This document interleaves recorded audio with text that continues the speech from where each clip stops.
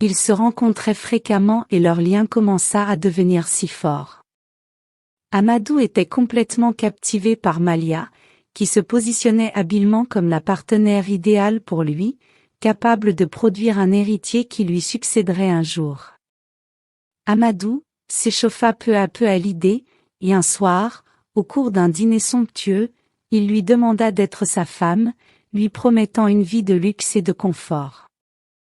Malia, sans perdre de temps, accepta d'être sa femme, son esprit, planifiant déjà les prochaines étapes de sa vengeance contre Hawa, qui n'avait aucune idée que son action de l'autre soir avait donné naissance à un plan de vengeance, qui ruinerait sa vie pour toujours. Malia était assise dans sa chambre, inquiète que les choses ne se passent pas comme prévu. Sa sœur cadette se marierait dans quelques jours, et Malia ne comprenait pas pourquoi elle était toujours célibataire, à son âge. Elle se souvenait de la façon dont elle habillait sa sœur cadette, pour aller à l'école tous les matins, et maintenant, elle se mariait avant elle. « Est-ce que je suis maudite ?» se dit Malia en entendant frapper fort à sa porte.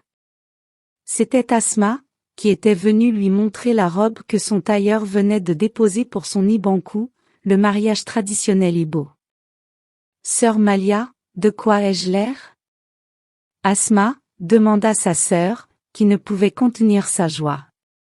Sa précieuse petite fille, comme elle l'appelait affectueusement, allait se marier, et Malia, bien que triste et inquiète, était si heureuse de voir Asma toute grande et prête à se marier.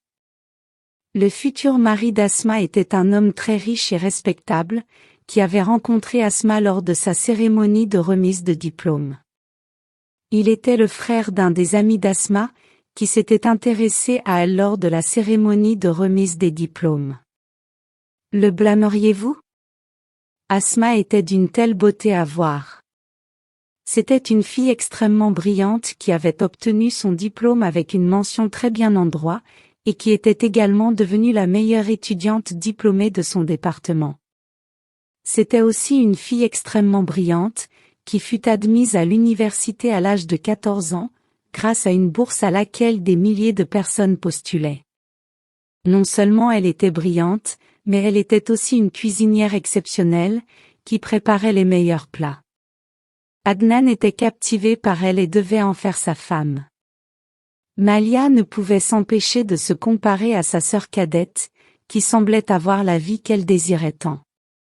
Malia avait lutté la majeure partie de sa vie, car elle n'était pas aussi brillante qu'Asma.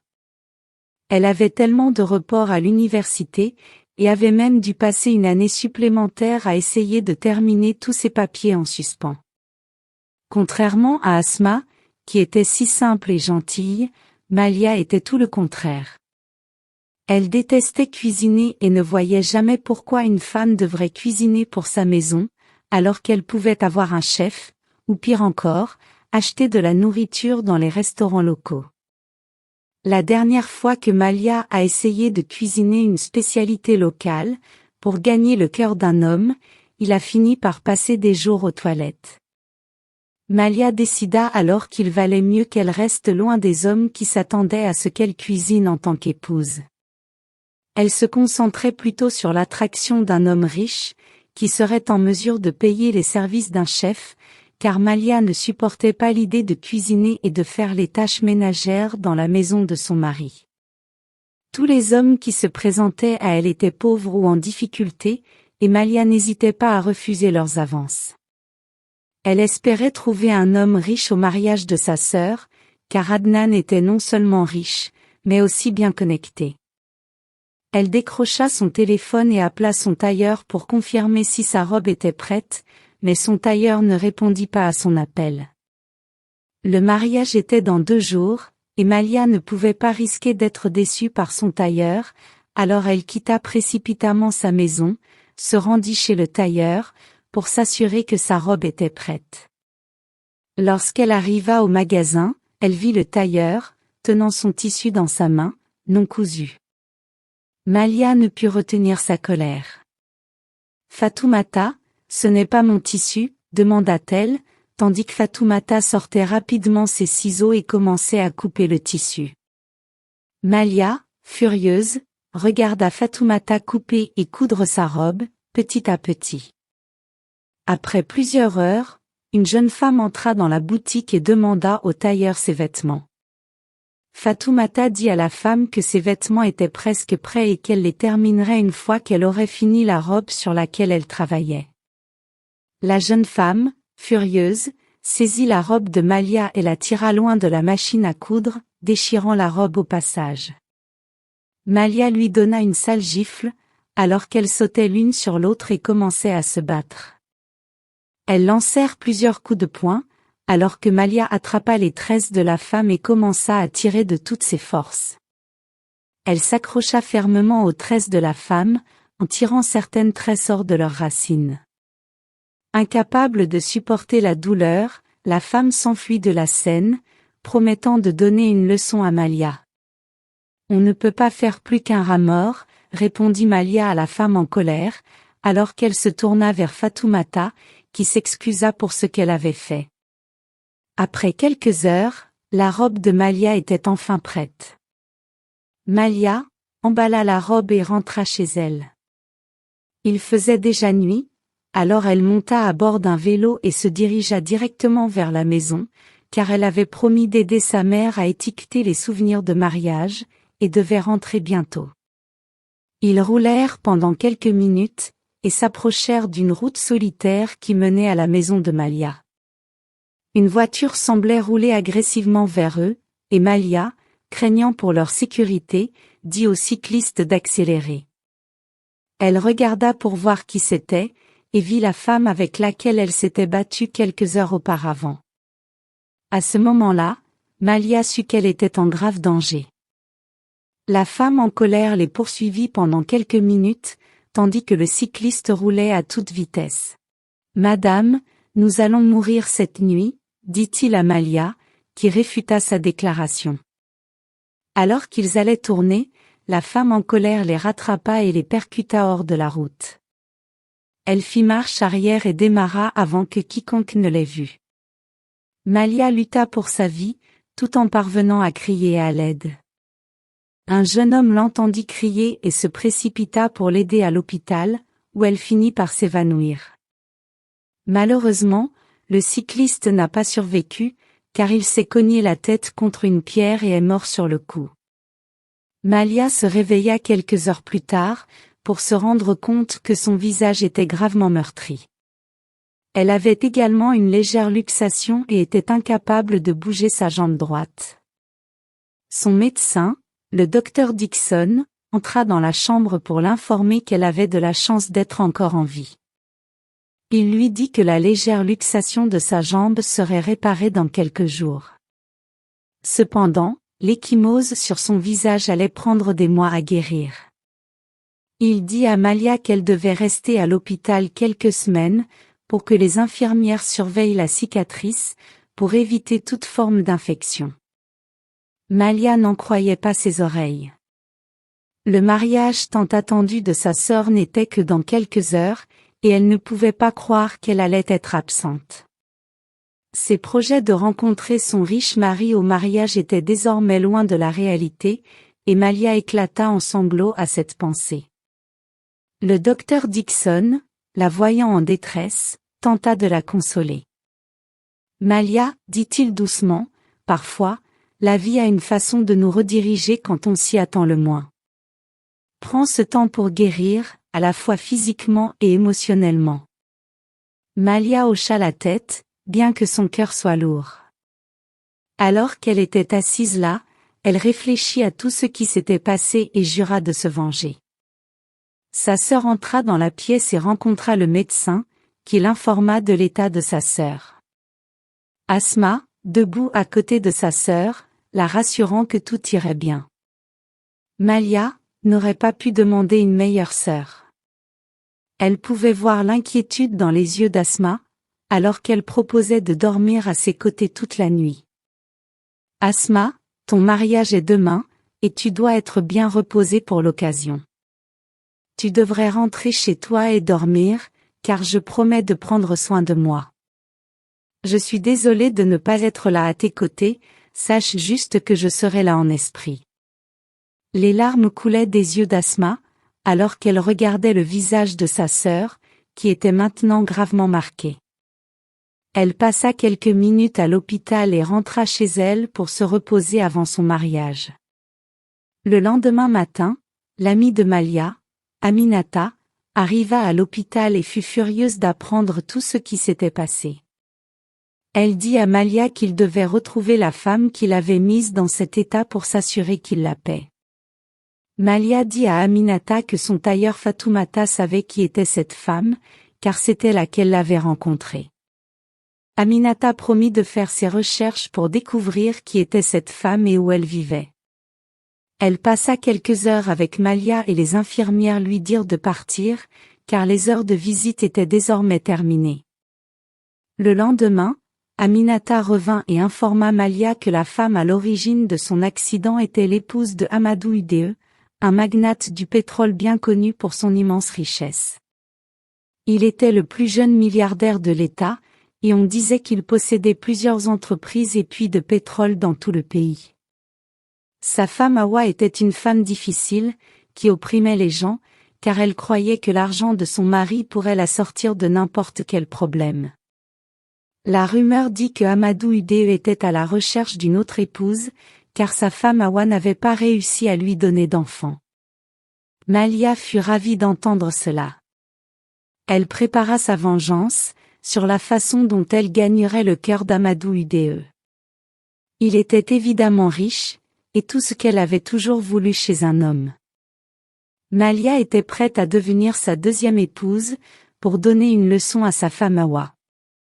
Elle était cependant inquiète, car Amadou Ude ne la trouverait pas attirante, à cause de la cicatrice sur son visage. « Je me maquillerai », dit-elle à son amie Aminata, qui lui dit qu'elle avait un plan. Aminata informa Malia d'un prophète très puissant, qui pouvait faire en sorte que tout arrive. Elle dit à Malia que le prophète pouvait l'aider à enlever la cicatrice sur son visage, et même à faire en sorte que son chemin croise celui d'Amadou Ude.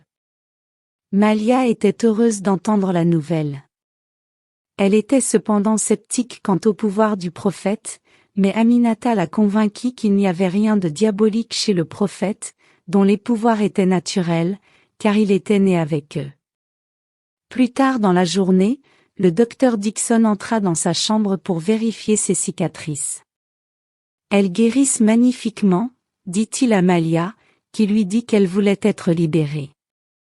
Le docteur Dixon l'a mis en garde contre cela, mais Malia était catégorique, car elle ne pouvait pas attendre pour mettre ses plans en œuvre. Le docteur Dixon, voyant sa persistance, lui dit qu'il n'accepterait de la libérer que si elle lui permettait de passer chez elle, de temps en temps pour vérifier la cicatrice, et Malia accepta, car elle avait désespérément envie de quitter l'hôpital. Ses papiers de sortie furent traités et Malia quitta l'hôpital quelques jours après son admission. La luxation de sa jambe avait disparu, et tout ce qui inquiétait Malia, c'était la cicatrice sur son visage. Elle arriva à la maison et rencontra sa mère, qui se préparait à venir lui rendre visite à l'hôpital. « Comment vas-tu ma fille ?» demanda-t-elle, tandis que Malia assurait à sa mère qu'elle allait bien. Elle entra dans sa chambre, l'esprit inondé de pensées sur sa douce vengeance. Malia attendit patiemment jusqu'au lendemain matin et se dirigea vers la maison d'Aminata. Ils avaient prévu de rendre visite au prophète ce matin-là, mais pour une raison quelconque, une forte pluie commença à tomber, avec des coups de tonnerre effrayants, ce qui les empêcha de rendre visite au prophète. Plus tard dans la soirée, quand Malia rentra chez elle, elle rencontra le docteur Dixon, qui l'attendait depuis des heures. Il pouvait dire que quelque chose de grave dérangeait Malia, et la convainquit de lui parler, mais Malia, incapable de divulguer ses plans, lui assura qu'elle avait tout sous contrôle. Le docteur Dixon eut du mal à y croire, mais décida de ne pas insister davantage, alors qu'il examinait ses cicatrices et partait pour la maison. Malia se retira au lit et entendit frapper à sa porte. C'était sa mère, qui avait l'air terrifiée. Elle dit à Malia qu'elle avait fait un rêve terrifiant, dans lequel tout son corps pourrissait et où des asticots rongeaient profondément sa peau. Elle dit à Malia de rester à la maison le lendemain, de jeûner et de prier Dieu pour conjurer les plans des méchants, mais Malia informa sa mère qu'elle avait déjà quelque chose de prévu avec son amie Aminata. « Toi et ton amie Aminata, tu sais que je ne l'aime pas à tes côtés ?» Elle dit à Malia, qui assura à sa mère que Aminata n'était pas une mauvaise amie comme elle le pensait. Sa mère retourna au lit pour dormir, tandis que Malia restait éveillée, incapable de chasser le rêve de sa mère de son esprit. Au matin, Aminata vint la chercher chez Malia. Malia raconta à Aminata le rêve de sa mère, et Aminata la convainquit que les rêves étaient le reflet de ses peurs. Elle assura à Malia que son prophète n'était pas un homme mauvais, car elle l'avait consulté à plusieurs reprises et que rien de mal ne lui était arrivé. Fait confiance à son amie Aminata, Malia la suivit pour aller rencontrer le prophète, qui semblait savoir pourquoi elle était venue, sans même qu'elle ne parle. Il lui tendit son savon miracle spécial, qu'elle devait utiliser pour se laver le visage, tous les soirs, pendant 7 nuits, en disant qu'après la 7e nuit, ses cicatrices disparaîtraient. Il dit également à Malia de visiter un certain restaurant le 8e jour, à 16 heures, et qu'elle rencontrerait Amadou, qui serait captivé par elle. Il dit à Malia qu'une fois ses souhaits exaucés, elle devrait acheter un gin alcoolisé et 10 bougies, pour le remercier de son aide, et Malia fut si heureuse d'entendre cela. Malia rentra chez elle et se lava le visage avec le savon le premier soir. Rien ne semblait avoir changé, mais Malia ne s'en soucia pas, alors qu'elle se couchait, attendant avec impatience la 7e nuit. Chaque nuit qui passait, Malia se lavait consciencieusement le visage avec du savon.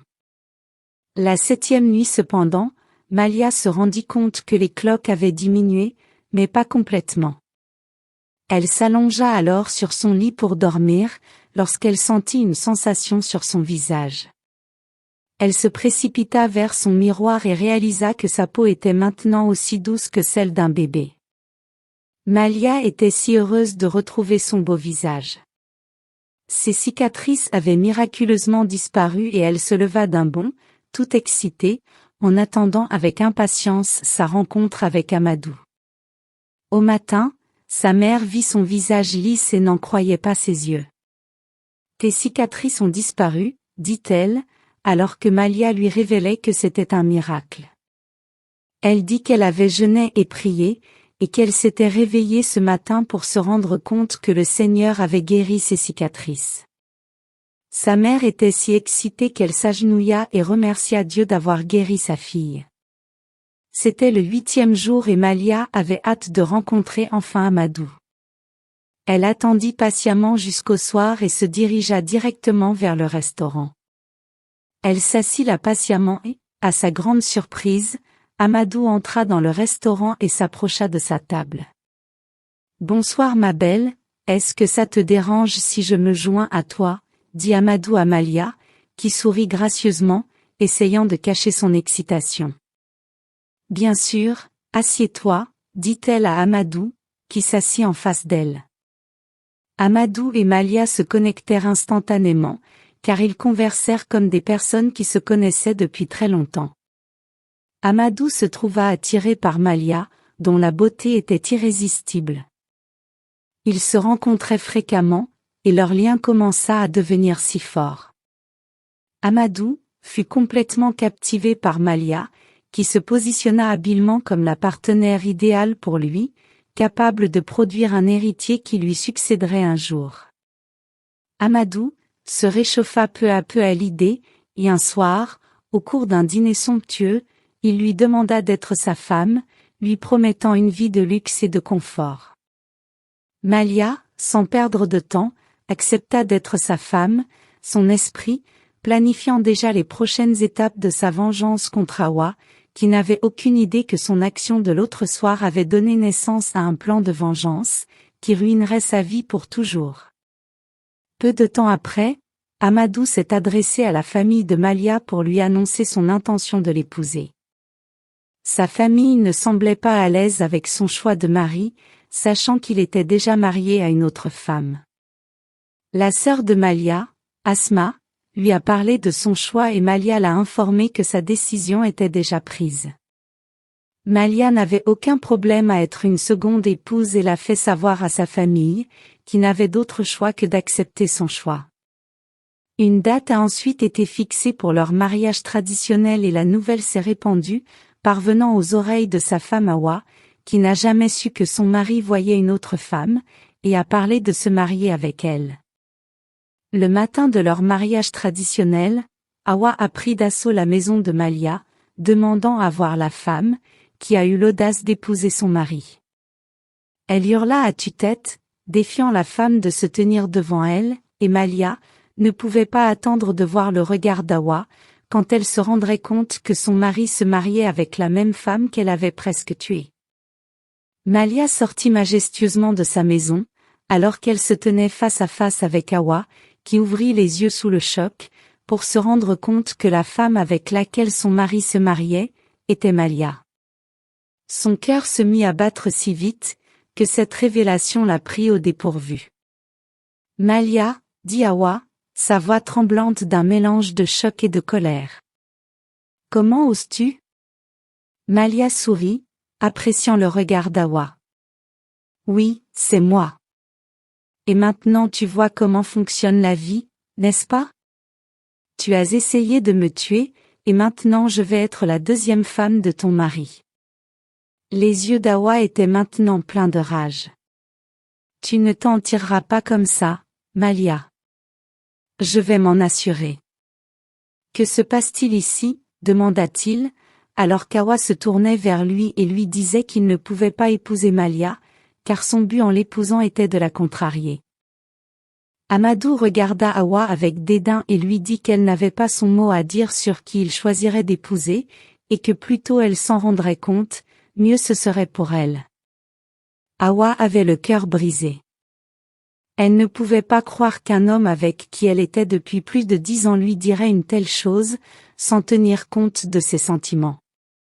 Elle quitta leur présence brisée, car elle ne pouvait pas supporter de voir son mari épouser une autre femme. Malia ne pouvait contenir sa joie. Sa vengeance la remplit de satisfaction, car elle se maria avec bonheur avec Amadou et emménagea dans son manoir en tant qu'épouse. Au fil du temps, elle tomba enceinte et son mari lui acheta une montre-bracelet très chère pour célébrer la bonne nouvelle. Sa grossesse solidifia sa position dans la vie de son mari, et Malia, sachant qu'elle avait maintenant le cœur de son mari dans ses paumes, demanda que sa première femme Hawa soit renvoyée du manoir, car elle ne se sentait pas en sécurité et mal à l'aise avec elle, et Amadou, sans aucune hésitation, renvoya sa première femme. Malia se délecta de son nouveau pouvoir et de sa richesse. Elle capitalisa sur les relations de son mari pour accroître son influence et amasser autant de richesses pour elle-même. Malia ne pouvait pas croire à quelle facilité ses prières étaient exaucées. Elle regarda ses chefs lui servir de la nourriture dans son manoir et se rappela à quel point elle souhaitait une vie comme celle-ci, où elle n'aurait pas à lever le petit doigt pour faire quoi que ce soit dans la maison de son mari.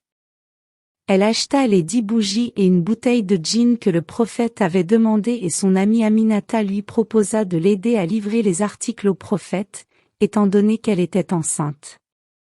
Une nuit, alors que Malia était sur le point d'aller se coucher, elle ressentit une douleur très vive au ventre. Son mari l'emmena d'urgence à l'hôpital et après plusieurs heures de travail douloureux, elle perdit son bébé. Cet événement brisa Malia, qui avait hâte de tenir son fils dans ses bras. Son mari Amadou, voyant la douleur dans ses yeux, la réconforta en lui assurant que tout irait bien. Le cœur de Malia était si lourd, alors qu'elle regardait son lait déborder, sans bébé pour le téter. Elle entra dans la chambre de son bébé et vit tous les beaux objets qu'elle avait choisis pour son fils, qui mourut avant même sa naissance. Malia a prié pour que Dieu lui donne un autre enfant, car la douleur était trop forte à supporter. Avant qu'elle ne sache ce qui se passait, elle est tombée enceinte à nouveau. C'était quelques semaines après sa mort-née douloureuse et Malia n'en croyait pas ses yeux. Elle a annoncé la nouvelle à son mari, qui lui a acheté un collier coûteux pour célébrer cette fantastique nouvelle. C'était un autre garçon, et Malia n'a pas pu contenir sa joie. Elle a recommencé à rayonner et était au sommet de son bonheur, croyant qu'elle avait maintenant tout ce qu'elle avait toujours voulu. Cependant, ce n'était pas le cas, car des choses étranges ont commencé à lui arriver. Elle s'est réveillée une nuit, suintante d'alcool, et s'est demandé qui avait pu renverser l'alcool sur son corps. Elle était très enceinte et savait qu'elle n'avait pas bu d'alcool depuis des mois. Son mari Amadou s'est réveillé à cause de la forte odeur d'alcool. Il était tellement furieux qu'il lui a demandé pourquoi elle avait pensé à boire une forme quelconque d'alcool, sachant qu'elle était enceinte. Malia a essayé de lui expliquer, mais Amadou elle avertit que si quelque chose arrivait à la grossesse, il la tiendrait responsable. Malia, assise là, confuse, car elle savait qu'elle n'avait pas pris d'alcool sous aucune forme depuis des mois. Le matin est venu, et Malia ne pouvait s'empêcher de penser à l'étrange incident qui s'était produit la nuit précédente. Elle a parlé à son amie Aminata, qui lui a dit que ce qui s'était passé pourrait être une attaque d'Awa, qui essayait de semer la confusion entre son mari et elle. C'est vrai, a déclaré Malia, alors qu'elle commençait à réfléchir à ce qu'elle devait faire. Elle a rendu visite à Awa, pour la confronter pour avoir essayé de causer des problèmes dans son mariage. Awa était tellement choquée de voir Malia chez elle. « Que fais-tu ici ?» a-t-elle demandé avec colère, alors que Malia l'accusait d'essayer de saboter son mariage avec Amadou. Awa a ouvert les yeux avec incrédulité, alors qu'elle disait à Malia qu'elle ne s'intéressait pas à sa vie misérable. « Tu m'as tout pris. Pourquoi devrais-je perdre mon temps à essayer de ruiner quelque chose qui est déjà maudit ?» dit-elle en claquant sa porte au visage, laissant Malia confuse. Malia ne s'attendait pas à une telle réponse. Elle rentra chez elle en colère et ne put s'empêcher de penser à sa rencontre avec Awa. La nuit arriva et Malia remarqua une petite tache sombre sur son visage. Elle pensa que c'était une tache et l'ignora au début, cependant, la tache devint plus grande et plus prononcée au fil des jours. Malia utilise son maquillage pour dissimuler la tache sur son visage. Elle essaya aussi plusieurs remèdes, mais rien ne semblait fonctionner, car la tache continuait à s'étendre, se transformant en une énorme cicatrice sur son visage. Désespérée de trouver une solution, Malia demanda l'aide du prophète, qui l'informa que ses ancêtres étaient derrière l'incident d'alcool ainsi que le retour de sa cicatrice. Il lui dit que Malia avait attiré la calamité sur elle-même, en ne respectant pas sa part du marché. Malia le regarda confuse, alors qu'elle lui demandait de quel marché il parlait, et le prophète lui rappela sa demande de 10 bougies et d'une bouteille de gin. Malia le regarda confuse, car elle se souvenait avoir donné à son amie Aminata, les objets à donner au prophète il y a quelque temps. Choquée et confuse, Malia confronta Aminata, qui lui dit qu'elle méritait de mourir et de pourrir en enfer. Malia n'en croyait pas ses oreilles, car Aminata lui dit qu'elle n'avait jamais prévu de donner les objets au prophète, car elle connaissait les conséquences de ne pas le faire. Malia regarda Aminata d'un air vide et lui demanda pourquoi elle lui ferait une telle chose. Et Aminata révéla qu'elle détestait Malia de toutes les fibres de son corps. Alors que Malia voyait Aminata comme son amie, Aminata, pendant très longtemps, n'a jamais considéré Malia comme une amie. Ce qui s'est passé, c'est qu'il y a longtemps, Aminata a demandé à Malia de l'argent pour acheter des médicaments pour sa mère malade. Malia a dit à Aminata qu'elle n'avait pas d'argent, alors Aminata s'est déplacée, suppliant tous ceux à qui elle pouvait penser, mais personne n'était prêt, de lui donner l'argent. Elle s'est donc approchée d'un de ses oncles, qui a profité d'elle, avant de lui donner l'argent qu'elle demandait. Au moment où Aminata a obtenu les médicaments pour sa mère, elle s'est rendue compte que sa mère était morte. Aminata était tellement dévastée qu'elle s'est reproché la mort de sa mère. Si seulement j'avais couru plus vite, maman ne serait pas morte, se dit-elle en éclatant en sanglots et en suppliant sa mère de revenir à la vie. Incapable de résister à la tristesse qu'elle ressentait, elle décida d'aller rendre visite à Malia pour lui annoncer la mauvaise nouvelle, lorsqu'elle vit Malia en train de compter une énorme somme d'argent dans sa chambre. Aminata était tellement furieuse de réaliser que son amie avait de l'argent depuis le début, mais refusait de le lui donner, même lorsqu'elle savait que la vie de sa mère était en jeu. Elle n'a jamais pardonné à Malia et a décidé de ne jamais la confronter. Au contraire, elle a fait semblant d'être amie avec Malia, afin de trouver une occasion de détruire complètement sa vie. Alors, lorsque Malia lui a donné des bougies et du djinn pour le prophète, Aminata a vu cela comme une occasion de concrétiser sa propre vengeance. Malia a été tellement choquée d'entendre cela.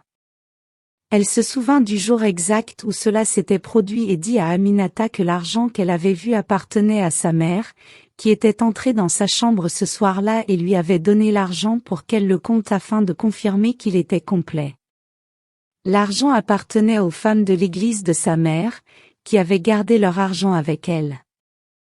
Elles accusèrent la mère de Malia d'utiliser leur argent pour prendre soin de sa famille, en raison de la prospérité de leur situation à l'époque. Elles demandèrent donc qu'on leur rende leur argent en entier, menaçant que si l'argent n'était pas présenté, sa mère ferait face à toute l'église et serait excommuniée pour vol. En entendant cela, Aminata commença à regretter ses actes. Elle ne pouvait pas croire que toutes ces années, elle avait nourri une rancune envers son amie, qui n'avait manifestement pas tort. Elle aurait souhaité la confronter plus tôt, car cela aurait clarifié les choses et n'aurait pas nourri de ressentiment dans son cœur. Aminata s'excusa auprès de Malia, alors qu'elles se précipitaient toutes les deux rapidement vers le prophète pour lui remettre les articles en question. Ils arrivèrent à la maison du prophète et rencontrèrent le mari de Malia, Amadou, qui tenait le collier qu'il lui avait offert, lorsqu'elle le vit pour la deuxième fois. Malia ouvrit les yeux, confuse, alors qu'elle demandait à son mari ce qu'il faisait ici, tenant son collier, et Amadou la regarda avec colère, l'appelant une âme méchante. Il demanda si Malia avait déjà pensé qu'elle aurait un moment de paix dans sa vie. Malia se tenait là, tandis qu'elle regardait son mari lui parler avec tant de dédain. « Qu'est-ce que j'ai fait ?» demanda Malia, alors que son mari l'accusait d'avoir tué son seul frère, Moussa. Malia, les yeux ouverts sous le choc, car elle n'avait jamais su que Amadou était le frère de Moussa.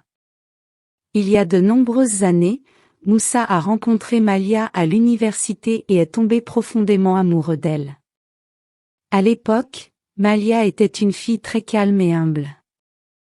Ils sont sortis ensemble pendant plus de 2 ans et le goût de Malia pour les hommes a commencé à changer. Elle aspirait à une belle vie et comme Moussa n'était qu'une étudiante, elle a commencé à le tromper avec des hommes plus riches en dehors de l'école. Elle a fait de son mieux pour cacher sa vie sournoise à Moussa, qui a commencé à soupçonner que Malia avait un certain style de vie qu'il détestait. Ainsi, une nuit, Malia était chez Moussa, quand elle lui a soudainement dit qu'elle partait. Moussa, voyant qu'il était presque minuit, a insisté pour qu'elle reste en arrière, car ce n'était pas sûr. Malia est alors allée dans la cuisine et a apporté une tasse de jus pour Moussa, qui a bu le jus sans savoir que Malia avait mis une substance dans la boisson, pour lui permettre de partir, pour rencontrer son petit ami riche. Au matin, ses amis vinrent dans sa chambre et réalisèrent qu'il était mort. Malia, en apprenant la nouvelle, nia avoir jamais été dans sa chambre cette nuit-là. Après une enquête infructueuse, l'affaire fut balayée sous le tapis et Malia continua à vivre sa vie comme si de rien n'était. Ce qu'elle ne savait pas, c'est que sa vieille mère s'était effondrée et était morte quelques jours après avoir enterré son fils. Amadou enterra son frère et sa mère en l'espace d'une semaine et décida d'enquêter sur la cause de la mort de son frère. On lui apprit alors que la petite amie de son frère, Malia, avait tué Moussa pour ses désirs égoïstes. Malia éclata en sanglots, car elle n'avait jamais su la gravité de ce qu'elle avait fait. Elle implora le pardon de Amadou, et Amadou lui dit qu'il était déjà trop tard, car il avait déjà pris son propre livre de chair. Il lui dit de ne plus jamais s'approcher de sa maison. Malia le supplia et lui demanda ce qui arriverait à leur bébé. Amadou la regarda dans les yeux et dit que le bébé n'était pas le sien. Malia brillait de surprise, alors qu'elle essayait de comprendre de quoi il parlait. Amadou lui révéla alors que pendant tout ce temps, elle avait couché avec un autre homme, pensant que c'était lui. Il avait payé un homme, qui avait une carrure similaire à la sienne, pour la mettre enceinte, afin qu'il puisse lui faire perdre ses grossesses et lui faire endurer tant de douleurs et de tourments. C'est alors que Malia comprit pourquoi Amadou lui avait dit qu'il aimait dormir avec sa femme en silence et dans l'obscurité totale. Elle ne pouvait pas croire qu'elle avait couché avec un autre homme, pensant que c'était son mari. Malia resta là, figée, alors qu'elle sentait une substance aqueuse couler le long de ses jambes. Son bébé était parti et Malia sentit son cœur se briser en 1000 morceaux. Malia regarda Amadou, qui lui tendit son collier et lui dit que tous les cadeaux qu'il lui avait jamais offerts étaient les moyens qu'il utilisait pour lui infliger de la douleur. Malia chancela, alors qu'elle quittait la maison du prophète avec son amie Aminata. Elle ne pouvait pas croire que sa vengeance pour Awa l'avait mise entre les mains de son plus grand ennemi qu'elle n'avait jamais connu, existait jusqu'à présent.